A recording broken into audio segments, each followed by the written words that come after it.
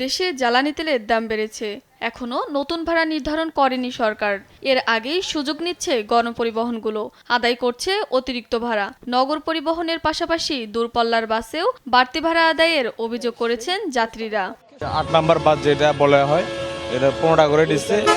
গুলিস্তানের বাস আগে ছিল যেটা 10 টাকা, এখন এটা 15 টাকা। তাহলে আগে 10 টাকা দিয়ে আসতো, আজকে 15 টাকা নিচ্ছে। সিলেটে যাচ্ছিলাম 700 টাকা দিয়ে, হানিফ, শ্যামলী এই সমস্ত গাড়ি আর কি। আজকে বলতে 750 টাকা এটা আমার চাড়ে আছে। অতিরিক্ত ভাড়া আদায়ের অভিযোগ চালক ও পরিবহন সংশ্লিষ্টরা বলেন, হানিফ সহ কিছু পরিবহন বাড়তি ভাড়া আদায় করলেও বেশিরভাগ পরিবহনে নেওয়া হচ্ছে আগের ভাড়া। তেলের দাম বাড়ছে, ভাড়াও বাড়ছে। পার টিকিটে 50 টাকা করে বাড়ছে, পার টিকিটে 50 টাকা করে বাড়ছে, কোনো জায়গায় 80 টাকাও বাড়ছে। একটা রোডে শুধু চালু করছে, সিলেট রোডে 50 টাকা বাড়তি করছে।